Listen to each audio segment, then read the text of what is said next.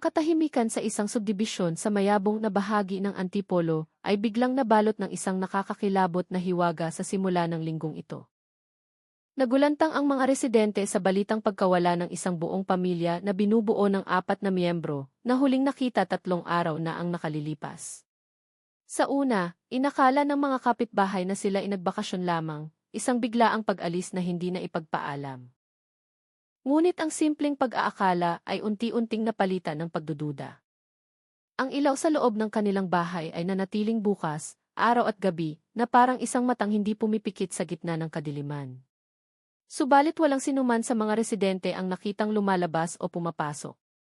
Ang kotse ng pamilya ay naroon pa rin sa garahe, malamig at hindi nagagalaw. Ang katahimikan ay naging masyadong malalim, masyadong mabigat. Dahil sa lumalaking pag-aalala, tumawag na ng pulis ang isa sa mga kapitbahay. Agad namang rumesponde ang mga otoridad mula sa Antipolo City Police Station. Nang puwersahang buksan ang pinto, isang kakaibang tanawin ang bumungad sa kanila. Ang loob ng bahay ay malinis at maayos. Walang anumang senyales ng pagnanakaw o karahasan. Ang mga gamit ay nasa kani-kanilang lugar na para bang saglit lang na umalis ang mga nakatira. Ngunit ang nagpatindig ng balahibo ng lahat ay ang natagpuan nila sa dingding ng sala. Isang mensahe na nakasulat sa kulay pulang likido ang malinaw na mababasa, "Hindi kami nawawala. Tinawag kami." Ang pagkakasulat ay tila minadali, parang isang huling habilin bago sila tuluyang maglaho.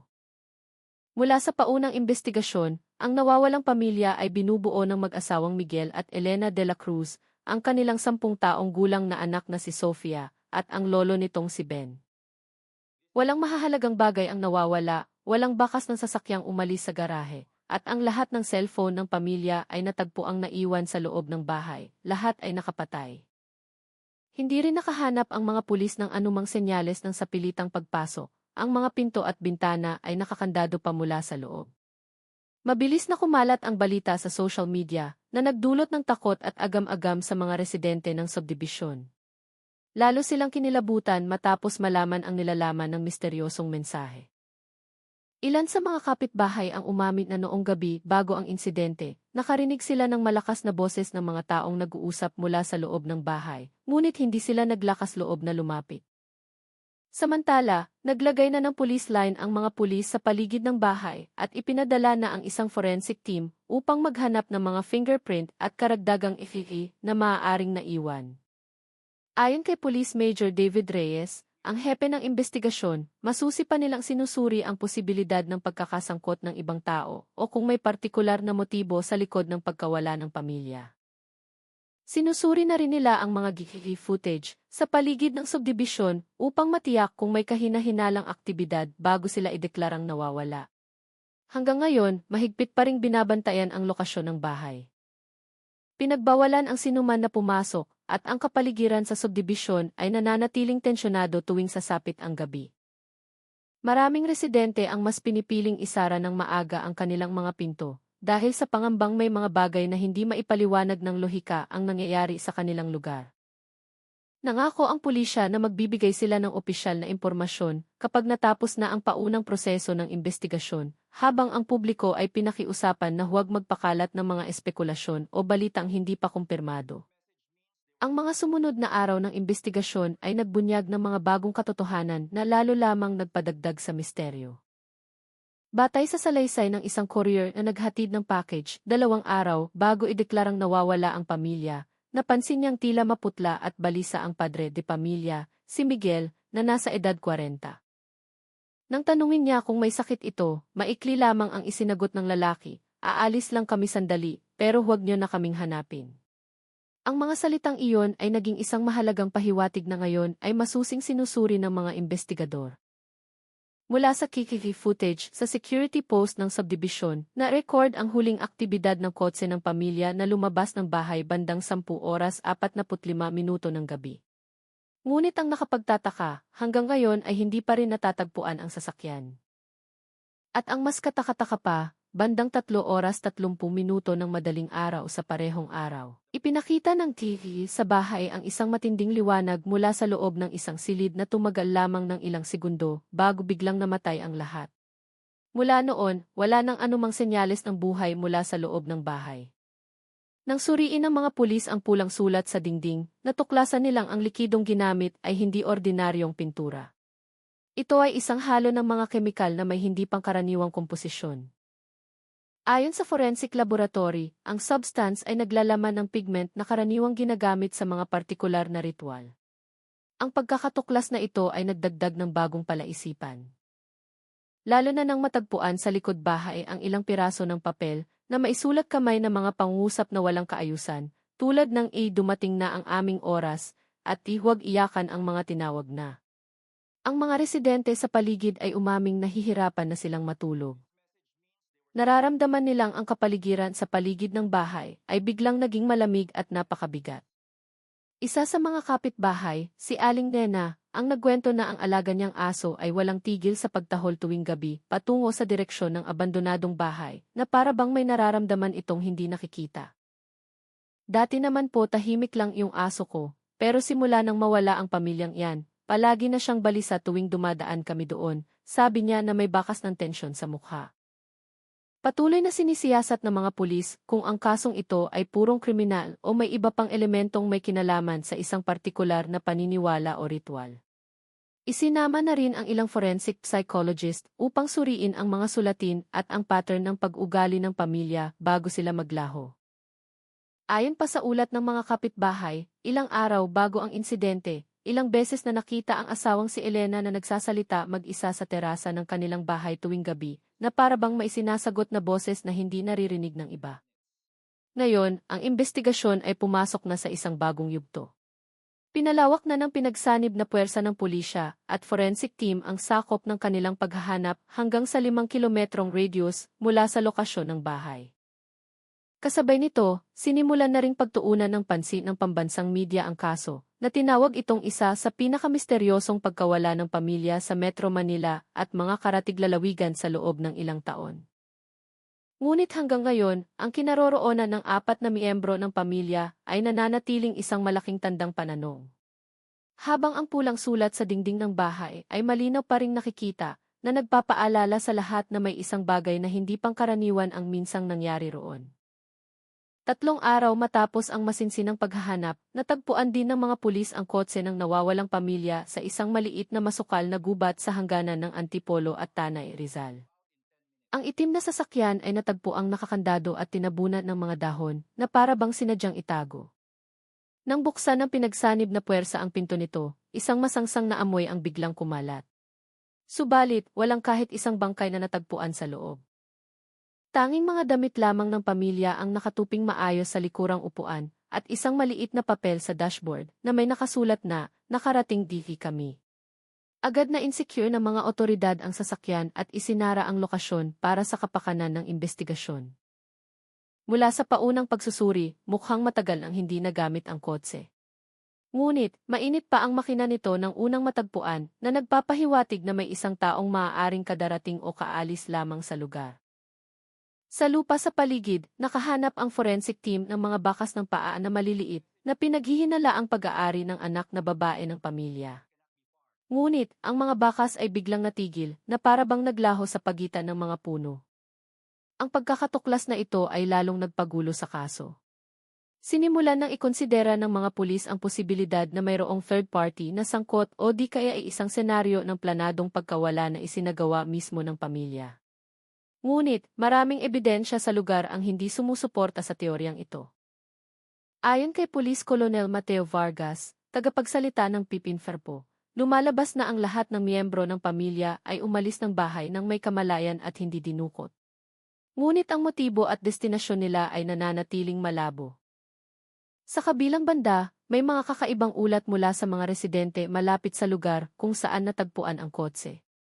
Isang tagapag-alaga ng taniman ang umaming nakakita ng isang mapulang ilaw na bahagyang kumikinang sa lugar ng gubat noong gabi bago matagpuan ang sasakyan. Inakala niyang apoy ito mula sa isang siga, ngunit nang lapitan niya, bigla na lang itong nawala ng walang bakas.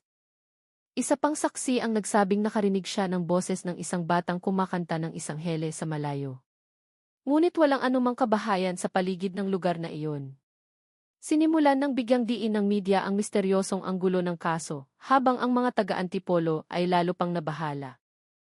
Sa social media, naging trending sa buong bansa ang hashtag na Pamilya de la Cruz nawawala, na may libu-libong komento mula sa mga netizen na nag-iisip tungkol sa sanhi ng insidente. Mula sa hinalang may kinalaman ito sa isang lihim na kulto, isang eksperimentong espiritual, hanggang sa posibilidad ng isang supernatural na penomeno. Kahit nananawagan ang pulisya sa publiko na manatiling kalmado, lumalakas ang pressure mula sa publiko na malutas agad ang kaso. Samantala, natagpuan ng mga pulis ang isang hindi kilalang fingerprint sa likurang pinto ng kotse na hindi tumutugma sa sinumang miyembro ng pamilya o sa kanilang mga malalapit na kamag-anak. Kasalukuyan itong sinusuri sa National Forensic Laboratory. Ngunit ang pinakagimbal-gimbal ay ang isang maliit na bagay na natagpuan sa ilalim ng upuan ng kotse, isang kwintas pambata na may pendant na hugis gasuklay na buwan. Ito ang parehong kwintas na nakitang suot ng anak na babae ng pamilya sa kanilang huling litrato. Ang pagkakatuklas na ito ay naging bagong punto sa investigasyon, ngunit nag-iwan din ng mas malaking tanong. Kung natagpuan ang kotse ng walang anumang bakas ng karahasan, walang senyales ng pagtakas, at may mensaheng inakarating "Gifi kami", saan nga ba talaga nagpunta ang pamilyang iyon? Habang patuloy ang investigasyon, nakakuha rin ang mga pulis ng bagong key footage mula sa isang sari-sari store sa gilid ng pangunahing kalsada, mga 3 kilometro ang layo mula sa bahay ng pamilya. Ipinakita sa footage, nakuha noong 10:56 ng gabi, bago sila ideklarang nawawala, ang dahan-dahang pagdaan ng kotse ng pamilya. Ngunit ang ikinagulat ng mga investigador ay hindi ang sasakyan, kundi kung sino ang nasa loob nito. Sa footage, makikita ang 4 na figura na nakaupo sa loob ng kotse. Ngunit ang kanilang mga mukha ay tila maputla at walang anumang ekspresyon. At ang mas katakataka, mula sa sinag ng ilaw ng ibang sasakyan, ang kanilang mga mukha ay tila walang anino. Ang driver, na pinaniniwalaang ang ama, ay nakatingin ng diretsyo at hindi kumukurap sa loob ng ilang segundo. Samantalang ang bata sa likod ay nakayuko habang may hawak na pulang manika. Nang dumaan ang kotse sa harap ng kamera, biglang namatay ang isa sa mga headlight nito, gayong normal itong gumagana kanina. Ang pangyayaring ito ay nagbunga ng espekulasyon na mayroong electromagnetic disturbance sa paligid ng sasakyan noong oras na iyon. Samantala, ang pagsusuri sa pulang sulat sa bahay ay tumutukoy sa isang bagay na mas misteryoso. Mula sa analisis ng isang forensic chemist, ang pulang pigment ay natuklasang naglalaman ng hemoglobin, isang elementong karaniwang matatagpuan sa dugo ng tao. Ngunit napakaliit ng konsentrasyon nito at nahaluan na ng chemical na solvent, kaya't mahirap nang matukoy ang pinagmulan. Ito ay nagpatibay sa hinalang ang sulat ay ginawa na may simbolikong layunin at hindi basta-basta. Sa kabilang banda, ang pagsisiyasat sa background ng pamilya ay nagbunyag din ng isang bagay na nakakagulat. Ang ama ay napag-alamang isang empleyado sa isang technology company. Nitong mga huling araw, madalas siyang maghanap ng impormasyon tungkol sa spiritual journey, patungo sa bagong dimension, sa mga online forum. Samantalang ang ina ay aktibong miyembro ng isang saradong komunidad ng meditasyon at relihiyon na ilang beses nang nabanggit sa mga ulat ng pulisya bilang isang kontrobersyal na grupo. Kasalukuyang sinusuri ng mga pulis ang kanilang digital activities upang malaman kung ang pagkawala ng pamilya ay may kaugnayan sa aktibidad ng nasabing grupo. Ang reaksyon ng publiko ay lalong hindi makontrol. Maraming residente na ngayon ang tumatangging dumaan sa harap ng kanilang bahay, lalo na sa gabi. Ilan pa nga ang umaming nakakarinig ng mga yabag mula sa direksyon ng abandonadong bahay kapag dumadaan sila sa lugar. Ayon kay Kapitan Tonyo, ang barangay captain ng lugar, hiniling na niya sa pulisya na isara na agad ang lugar dahil nakararanas na ng matinding takot ang mga residente. Gabi-gabi, parang may nagmamasid, pahayag ng isang residente. May dumaan daw minsan, sabi niya nakita niya raw anino ng bata na nakatayo sa bintana ng bahay na yon, kahit naselyado na ng pulis. Ngayon, ang focus ng investigasyon ng pulisya ay hindi na lamang sa kinaroroonan ng nawawalang pamilya, kundi pati na rin sa posibleng pagkakasangkot ng isang saradong network ng paniniwala na maaaring nakaimpluwensya sa kanila bago mangyari ang insidente. Ngunit hanggang ngayon, wala pa ring tiyak na pahiwatig kung saan sila nagpunta. At ang mas nakakatakot, sino nga ba talaga ang nagsulat ng pulang mensahe na nagpatindig ng balahibo sa buong Antipolo? Makalipas ang 2 linggong imbestigasyon na walang tiyak na resulta, nakatanggap din ang pulisya ng bagong pahiwatig mula sa isang guro sa elementarya kung saan nag-aaral ang anak na babae ng pamilya. Ayon sa gurong nagngangalang Ma'am Loida, 1 linggo bago mawala ang pamilya, gumuhit ang bata ng isang hindi pangkaraniwang larawan sa kanyang drawing book. Iginuhit niya ang 4 na taong nakatayo sa ilalim ng madilim na kalangitan na may isang pintong nagliliwanag sa gitna ng gubat. Sa ilalim ng larawan ay may nakasulat na, "Libre kami Efi pamamagitan ng liwanag." Sa una, hindi ito pinansin ng guro. Ngunit matapos marinig ang balita tungkol sa pagkawala ng kanyang maliit na estudyante at mapansin ang pagkakatulad ng larawan sa lokasyon kung saan natagpuan ang kotse sa gilid ng gubat, agad siyang tumawag sa pulisya. Dinala ng mga pulis ang drawing book upang suriin ng isang child psychologist at isang symbology expert na nagsabing ang larawan ay nagpapakita ng isang plano o partikular na paniniwala tungkol sa isang espiritual na paglalakbay. Agad na pinalawak ng investigation team ang paghahanap sa lugar ng gubat kung saan natagpuan ang kotse. Sa tulong ng mga negatibo, SHAM unit at thermal drone, sinuyod nila ang isang radius na hanggang 2 kilometro mula sa lokasyon.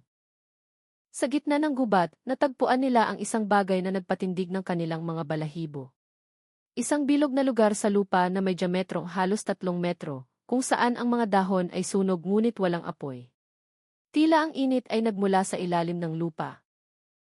Sa gitna ng bilog, natagpuan ang 4 na pares ng bakas ng paa na biglang natigil sa isang punto. At ang mas nakakatakot, malapit sa lokasyon ay may isang malaking puno na may nakaukit na parehong pangungusap na nasa bahay nila, "Hindi kami nawawala. Tinawag kami." Ang ukit ay bago pa, basa pa ng pulang likido na katulad ng nasa dingding ng kanilang bahay. Agad na kumuha ng sample ang mga pulis para sa masusing pagsusuri. Ang balita tungkol sa pagkakatuklas na ito ay lalong nagdulot ng takot sa Antipolo. Ang mga residenteng nakarinig ng kwento ay nagdagsaan sa gubat. Kahit na may police line, marami ang nagsindi ng kandila at nag-alay ng dasal.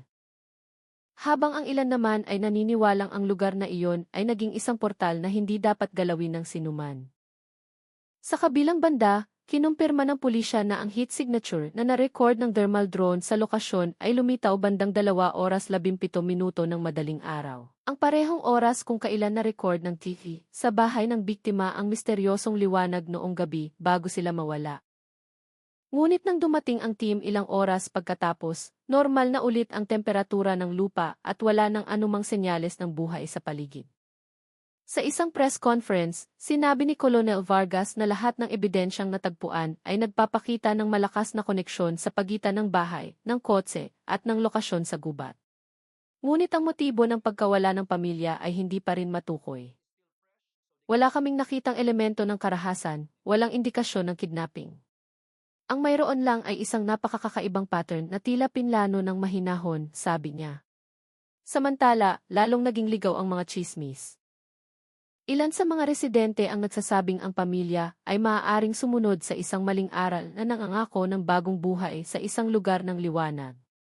Ang iba naman ay naniniwalang sila ay naging biktima ng isang eksperimentong espiritual na nagkamali. Ngunit isang bagay ang sigurado, mula noong gabing iyon, maraming residente sa paligid ang umaming nakakarinig ng mga yabag at bulong mula sa direksyon ng gubat. Kahit nakapagsinusuri, wala namang sinuman doon. At sa gitna ng katahimikan, ang pulang mensahe sa dingding ng bahay ng pamilya ay tila unti-unti nang kumukupas, na para bang kasama na ring naglalaho kasabay nila. 4 na araw matapos matagpuan ang bilog na bakas sa gubat, nakatanggap ang investigation team mula sa Pimpinfarpo ng resulta ng voice analysis mula sa Digital Forensic Laboratory. Ang data na ito ay nagmula sa key recording sa bahay ng biktima, partikular sa audio na matagumpay na na-recover ilang oras bago sila ideklarang nawawala. Sa recording na maihabang 3 minuto, maririnig ang isang mahinang tunog na parang pag-uusap sa pagitan ng ama at ng kanyang asawa. Ang kanilang mga boses ay mahina, ngunit puno ng tensyon. Ang mga piraso ng pangungusap na naintindihan ay nagpatindig ng balahibo sa investigation team. "Tinawag na tayo, malapit na ang oras." Pero paano sila? Huminahon ka, ang liwanag ang gagabay sa daan. Pagkatapos ng pag-uusap na iyon, may lumitaw na isang mababang ugong na parang tunog ng isang hindi pangkaraniwang electric vibration na sinundan ng tunog ng maliliit na yabag na tumatakbo, hinihinalang boses ng kanilang anak. Pagkatapos ay biglang may narinig na isang maliit na kalabog at isang ganap na katahimikan. Walang senyales ng sigaw, walang tunog ng nahulog na bagay, tanging katahimikan na nagpatuloy sa loob ng 27 segundo bago huminto ang recording. Inilarawan ng mga pulis na nakarinig ng recording ang kapaligiran bilang mabigat at hindi normal. Maging ang ilang miyembro ng team ay umaming nakaramdam ng paninikip ng dibdib at pagkahilo matapos itong pakinggan ng paulit-ulit na para bang ang frequency sa loob ng tunog ay nakakaapekto sa pisikal na kondisyon. Ngunit tiniyak ng laboratorio na walang teknikal na anomalya na maaaring magpaliwanag nito. Kinagabihan, bumalik ang forensic team sa gubat upang magsagawa ng electromagnetic energy measurement at karagdagang paghahanap. Dala nila ang mga heat at metal wave detector at naglagay ng mga infrared camera sa paligid ng bilog na lokasyon. Bandang 12:47 ng hating gabi, may na-record ang kamera na nagpabago sa direksyon ng investigasyon.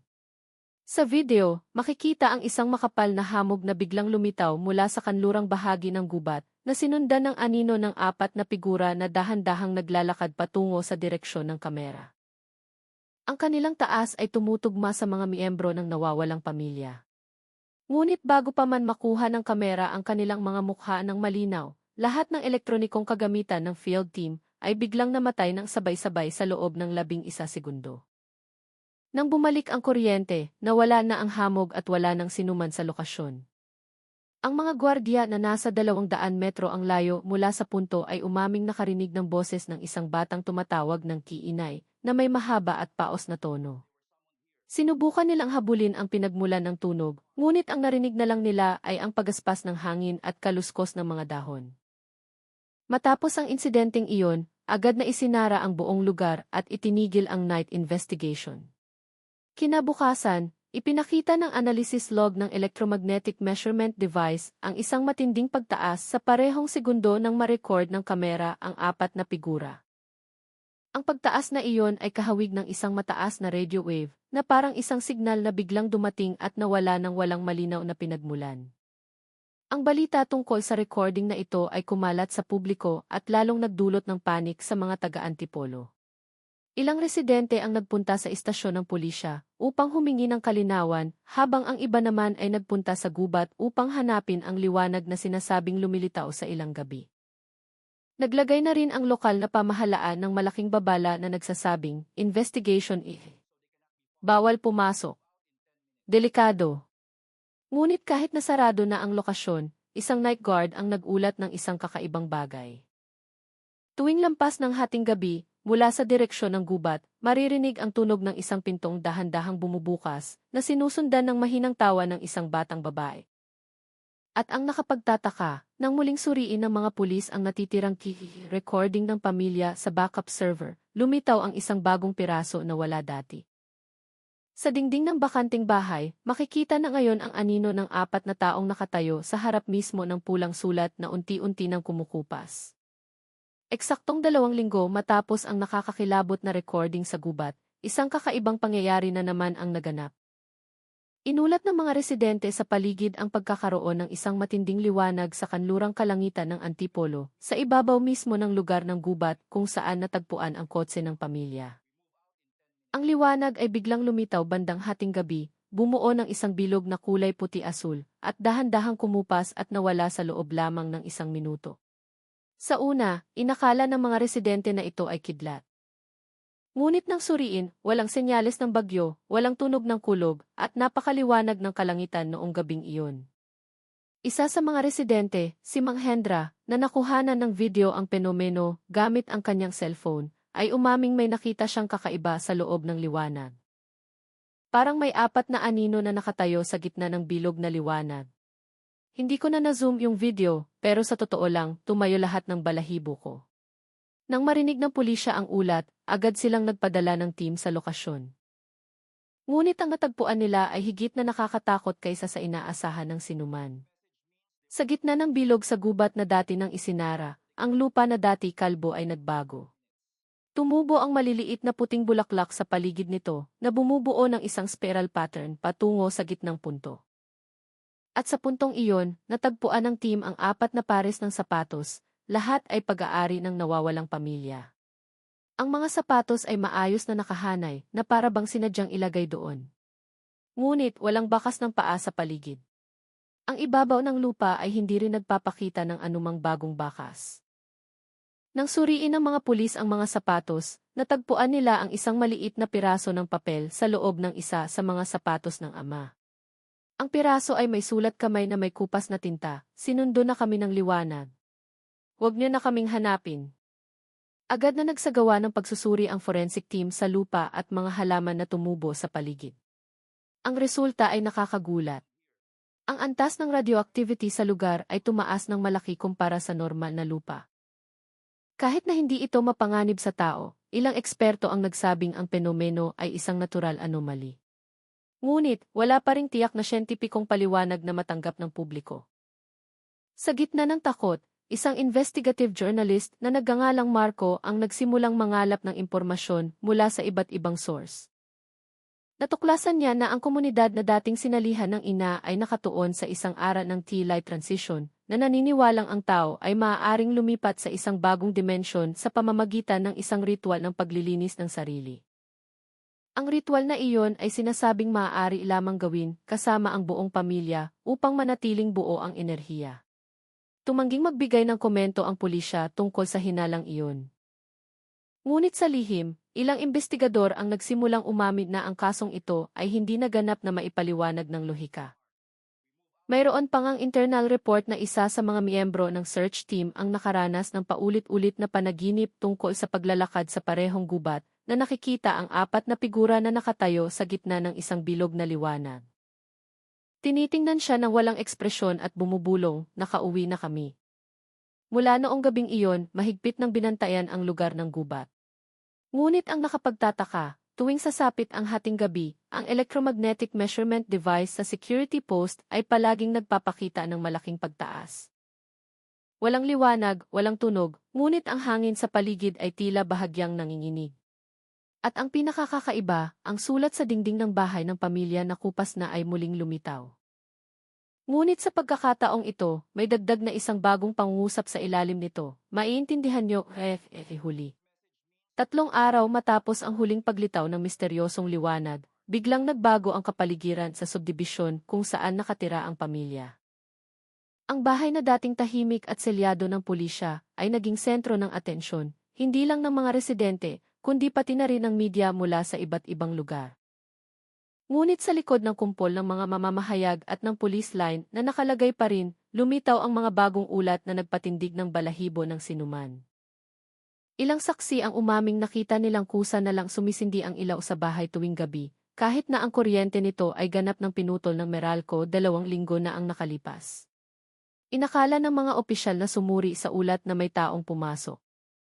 Ngunit nang dumating ang team sa lokasyon bandang 11:48 ng gabi, lahat ng pinto ay nakakandado pa rin mula sa loob. Ngunit sa sala, ang bagong security camera na inilagay ng pulisya ay may na-record na hindi maipaliwanag ng lohika. Sa 1 minutong recording, makikita ang isang upuan na dahan-dahang umuuga, na para bang may nakaupo dito.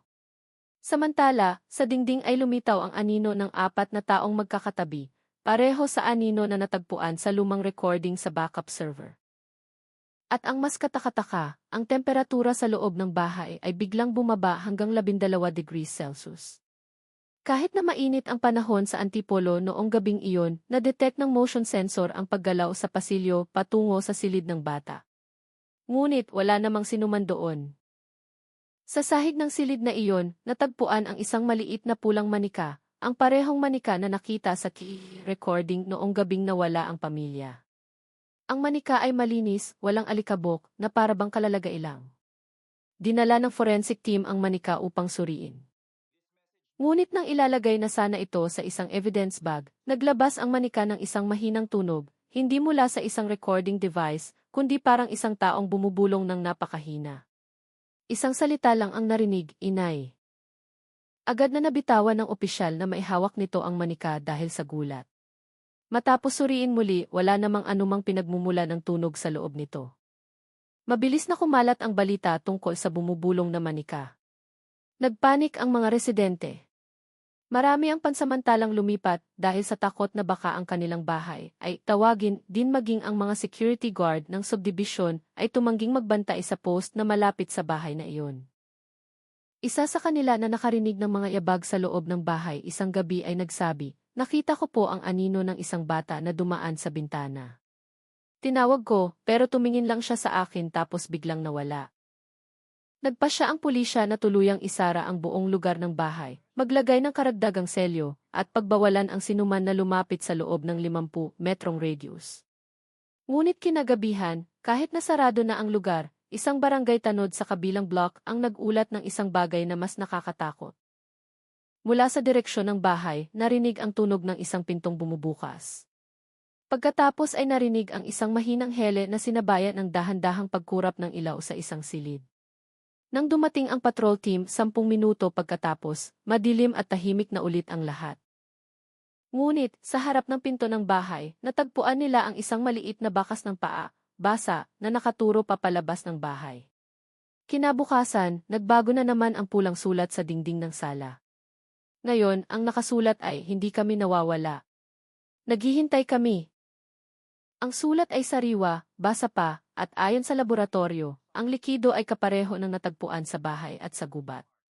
Kahit na ang lahat ng kemikal na ginamit ay nasecure na ng pulisya mula pa sa simula. At noong gabing iyon, sa unang pagkakataon mula nang magsimula ang insidente, muling narinig ang boses ng isang batang babae sa lugar ng bahay, marahang tumatawag mula sa likod ng dingding, "Itay, oras na para umuwi." Noong gabing iyon, nagpasya ang pulisya na magsagawa ng direktang pagbabantay sa loob ng bahay ng nawawalang pamilya. Matapos dumami at maging mas nakakakilabot ang mga ulat ng mga residente, isang team na binubuo ng 4 na forensic investigator, 2 intelligence officer, at isang audio-visual technician ang binuo. Lahat ng kagamitan ay inihanda, mga infrared camera, electromagnetic field meter, at low-frequency microphone. Simple lang ang kanilang layunin, patunayan sa siyentipikong paraan na ang mga nangyayari sa bahay ay kolektibong halusinasyon lamang ng mga residente. Bandang 11:30 ng gabi, maingat na pumasok ang team sa bahay. Binuksan ang mga ilaw. Ang lahat ng silid ay pareho pa rin tulad ng huling pagsusuri, malinis, tahimik at malamig. Ngunit, nang buksan ng teknisyan ang EE detector, agad na nagwala ang metro nito. Ang tunog nito ay bumibilis na parang pusong kinakabahan. Si Sargento Arman, isa sa mga miyembro ng team, ay nagulat ng isang kakaibang pakiramdam na para bang may pressure ng hangin mula sa kanyang likuran kahit na lahat ng bintana ay mahigpit na nakasara. Bandang 12:05 ng hating gabi, nakakuha ang infrared camera ng isang malabong anino sa dulo ng pasilyo. Ang hugis nito ay kahawig ng isang batang nakatalikod sa kamera. Tila may hawak itong isang bagay, hinihinalang ang pulang manika na dating na-secure ng pulisya. Nang subukang lapitan ng isa sa mga opisyal, biglang bumaba ang temperatura sa paligid ng pasilyo hanggang 8 degrees. Ang anino ay dahan-dahang nawala patungo sa isang silid, nag-iwan ng manipis na hamog na agad ding naglaho ng matamaan ng ilaw ng flashlight. Ngunit, ang pinakagimbal-gimbal na pangyayari ay naganap bandang 12:43. Mula sa bintana ng sala, nakita ang 4 na anino na magkakatabi sa labas ng bahay. Ang kanilang mga mukha ay hindi malinaw, ngunit ang kanilang taas at anyo ay tumutugma sa nawawalang pamilya. Isa sa mga anino, na hinihinalang ang ama, ay tila itinaas ang kanyang kamay at itinuro ang direksyon ng kamera. Sa sumunod na segundo, biglang namatay ang lahat ng ilaw sa bahay. Lahat ng elektronikong kagamitan ay namatay, kabilang ang surveillance camera na gumagamit ng backup battery. Agad na lumabas ang investigation team upang tingnan ang sitwasyon. Ngunit paglabas nila, bakante ang labas ng bahay. Wala sinuman doon. Ang nakapagtataka, ang lupa sa harap ng bintana kung saan nakatayo ang 4 na anino ay basa, na para bang kadarating lang ng ulan, kahit natuyo ang panahon noong gabing iyon. Mula sa pagsusuri, ang kahalumigmigan sa lugar ay mas mataas kaysa normal, na parang nagkaroon ng biglaang condensation. Nang bumalik ang kuryente 10 minuto pagkatapos, nagawang i-record ng backup camera sa labas ng bahay ang isang bagay na hindi nakita ng mata.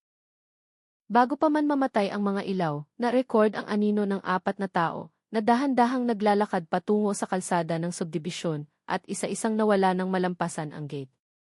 Walang pisikal na senyales ng kanilang pag-alis. Walang bakas ng paa. Tanging isang malabong sinag ng liwanag ang naiwan ng ilang segundo sa aspalto. Kinabukasan, sumailalim sa psychological evaluation ang team na nag-duty noong gabing iyon. 2 miyembro ang nag-ulat na nakaranas ng kakaibang panaginip. Nasa parehong gubat daw sila, naririnig ang boses ng isang batang kumakanta ng hele, at pagkatapos ay nakakita ng isang puting liwanag na sumisindi sa malayo. Nang subukan nilang lumapit, may narinig silang boses ng isang babaeng bumubulong, maiintindihan niyo rin.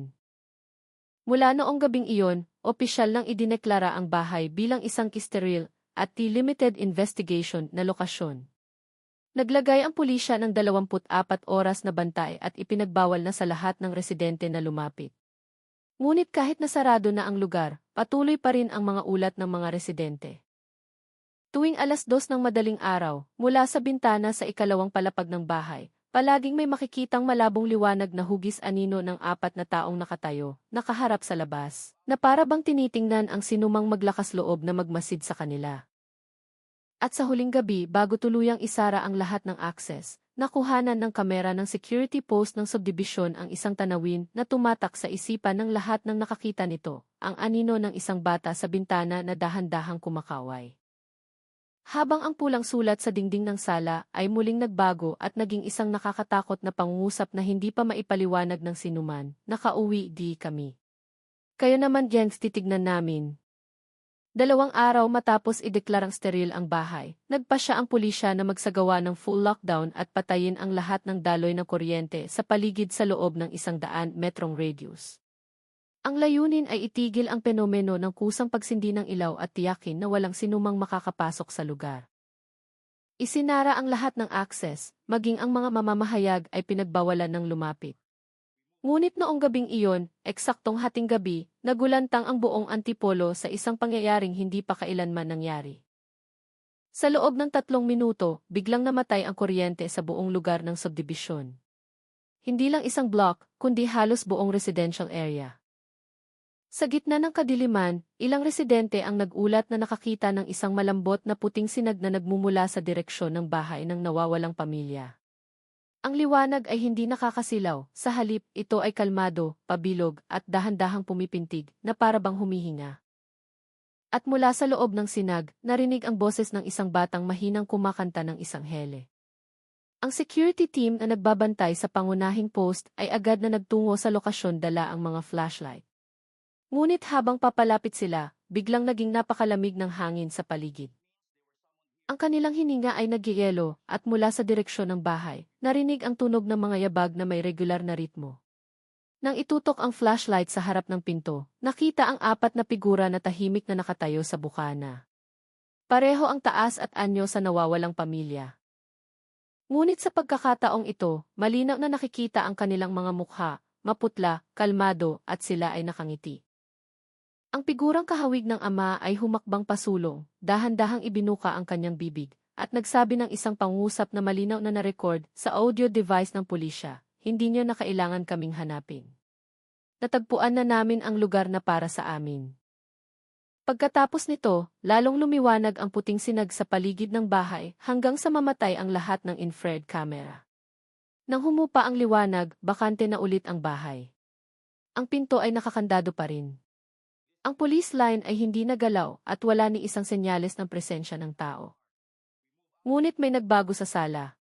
Ang pulang sulat sa dingding ay nawala na at napalitan ng isang bagong ukit sa ibabaw ng pader, isinara ng liwanag bensdaan. Kinabukasan, natagpuan ng investigation team ang isang bagay na nagpatahimik sa lahat ng nasa lokasyon. Sa gitna ng sahig ng sala na dati bakante, lumitaw ang isang bilog na pattern na kulay pilak, nakahawig ng hugis na dating natagpuan sa gubat. Ang ibabaw nito ay makinis na parang salamin, at nang hawakan, mas mainit ito kaysa sa paligid, na para bang kabubuo lang. Sa gitna ng bilog, nakalagay ang pulang manika ng bata, ngunit sa pagkakataong ito, bukas ang mga mata nito. Sinubukan ng forensic laboratory na suriin ang materyal ng bilog. Ngunit ang resulta ay walang kilalang kemikal na elemento. Hindi organiko, hindi metal, at hindi rin plastic. Tanging anomalous substance ang maitawag dito ng mga eksperto. Matapos ang insidenteng iyon, opisyal nang isinara ng pamahalaang lungsod ng Antipolo ang permanenteng access sa bahay. Ang mga residente sa paligid ay inilipat sa ibang block, at ang lugar ay mahigpit na binantayan hanggang ngayon. Tinawag ng mga residente ang bahay na bahay ng liwanag, isang lugar kung saan isang pamilya ang naglaho ng walang bakas, at ayon sa sabi-sabi, maaari pa ring makita tuwing ilang gabi, nakatayo sa bintana, at tinitingnan ang sinumang dumadaan na may kalmadong tingin. At ayon sa huling ulat na hindi kailanman inilabas sa media, isa sa mga miyembro ng investigation team na kasama noong gabing iyon ay nawala 2 araw pagkatapos. Sa kanyang mesa sa opisina, tanging isang piraso ng papel ang naiwan na may sariling sulat kamay. Nakita ko na at ngayon, naiintindihan ko na. 6 na buwan na ang lumipas mula ng selyuhan at ideklarang key forbidden zone ang bahay. Isinara ito ng pamahalaang lungsod sa pamamagitan ng mataas na bakal na bakod, naglagay ng 24 oras na security post, at tinanggihan ang lahat ng kahilingan para sa karagdagang investigasyon mula sa media. Ngunit sa likod ng lahat ng ito, may isang internal na dokumento na kumalat. Isang lihim na ulat na may markang E-Special Classification mula sa National Forensic Center. Ang nilalaman ng ulat ay nakakagulat. Natuklasan ng isang key residual energy anomaly sa lokasyon ng bahay na hindi maipaliwanag ng agham. Ang enerhiya ay lumilitaw sa paulit-ulit na alon tuwing ika-14 na araw, eksaktong 1 oras 5 minuto ng madaling araw, na may intensity na tumataas sa bawat cycle. Ayon sa electromagnetic wave analysis, ang frequency pattern ay hindi nagmula sa natural na pinagmulan, kundi kahawig ng isang communication wave pattern. Tila may isang bagay mula sa loob ng bahay na sinusubukang magpadala ng signal palabas, nakasulat sa ulat. Ngunit ang pinakamisteryoso ay hindi iyon. Sa ika-12 alon, o sa ika-6 na buwan, nagbago ang signal. Mula sa resulta ng sonic data conversion, lumitaw ang isang mahinang tunog. Isang boses ng babaeng bumubulong, muling bubukas ang lagusan. Nang kumalat ang ulat na iyon, isang espesyal na investigation team ang muling binuo. 5 eksperto ang napili upang suriin ang lokasyon, 2 quantum physicist, isang audio technician, isang forensic psychologist, at isang pari na hiniling ng pulisya na dumalo. Noong gabi ng ika-14 na araw, pumasok sila na may kumpletong kagamitan, full-spectrum camera, temperature gauge, at energy field sensor. Sa una, tahimik ang bahay. Ngunit, eksaktong 1 oras 4 minuto ng madaling araw, lahat ng aparato ay nakadetect ng pagtaas ng temperatura hanggang +6 degrees Celsius at bigla ang pagbaba ng air pressure. Mula sa direksyon ng sala, narinig ang tunog na parang pagaspas ng hangin sa ilalim ng lupa. Pagkatapos, dahan-dahan, ang sahig na dati may pilak na bilog ay nagsimulang manginig at mag-reflect ng liwanag. Itinutok ng isa sa mga miyembro ng team, si E.C. Carlos Peña, ang isang ultraviolet light sa bilog, at lumitaw ang mga kakaibang simbolo sa paligid nito, na parang mga letra, ngunit hindi kilala sa anumang alpabeto. Ang forensic psychologist na kasama ay umaming nakarinig ng mahinang bulong sa kanilang isipan, kahit na walang tunay na tunog sa silid. Pagkatapos, eksaktong 2 oras 15 minuto ng madaling araw, naglabas ng liwanag ang pilak na bilog. Nakuna ng full-spectrum camera ang anino ng 4 na figura na kapareho ng dati. Nakatayo sila sa loob ng bilog, nakatingin sa labas na may kalmadong ekspresyon, na para bang naghihintay. Isa sa kanila, ang bata, ay humakbang pasulong papalapit sa kamera. At sa unang pagkakataon, narinig ng napakalinaw ang isang boses sa pangunahing mikropono, "Narito na kami, pero sa pagkakataong ito, kayo ang magbubukas." Isang iglap matapos ang pangungusap na iyon, sumabog ng bahagya ang lahat ng elektronikong kagamitan dahil sa biglaang pagtaas ng boltahe. Nang mawala ang liwanag, nawala na rin ang 4 na figura. Ngunit may nagbago. Ang bilog sa sahig ay hindi na solido, kundi isang butas na madilim at tila walang hangganan, na may diametrong halos 2 metro.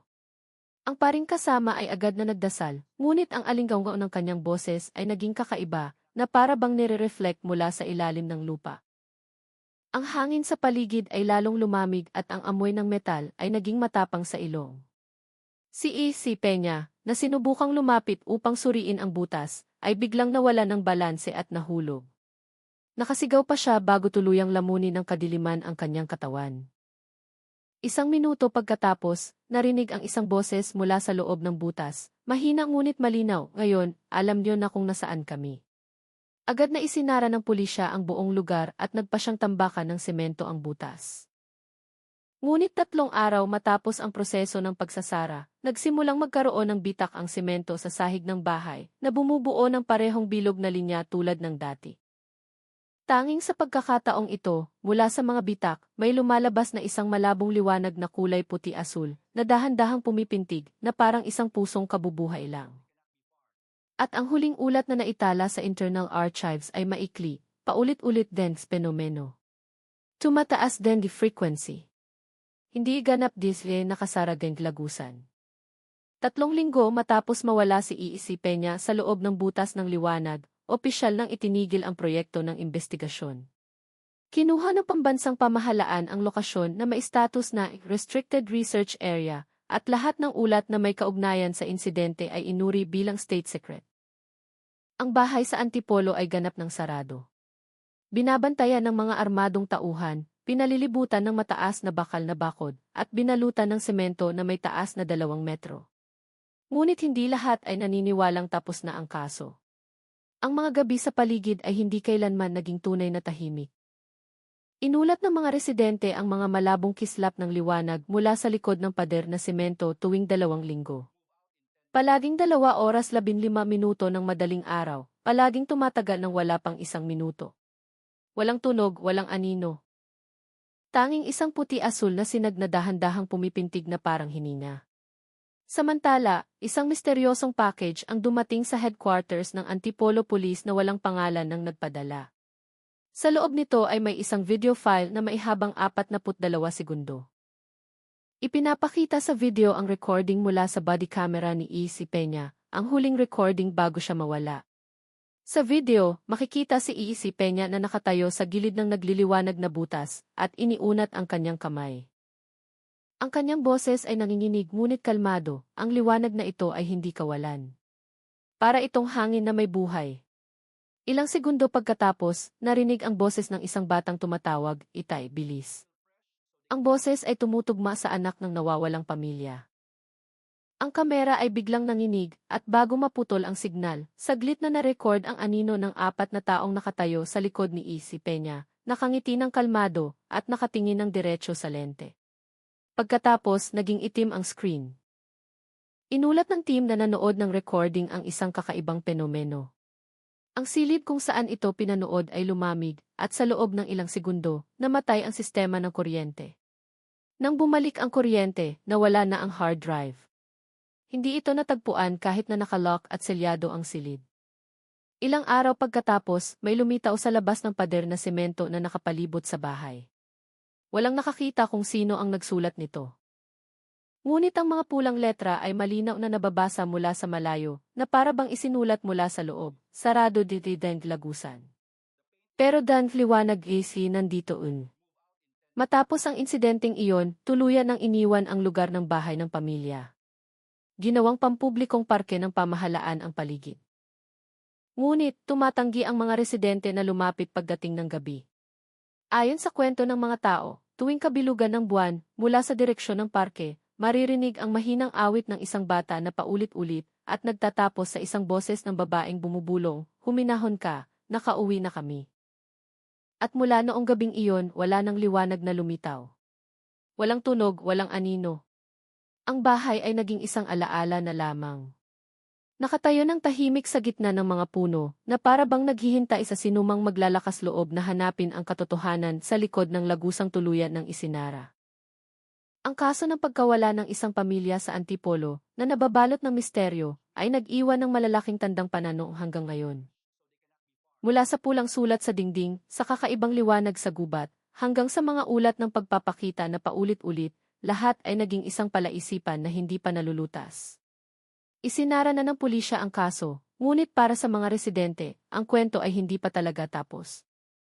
Ito'y isang paalala na may mga bagay sa mundong ito na hindi kayang ipaliwanag ng agham, at may mga pinto na kapag nabuksan, ay hindi na maaaring isara pa.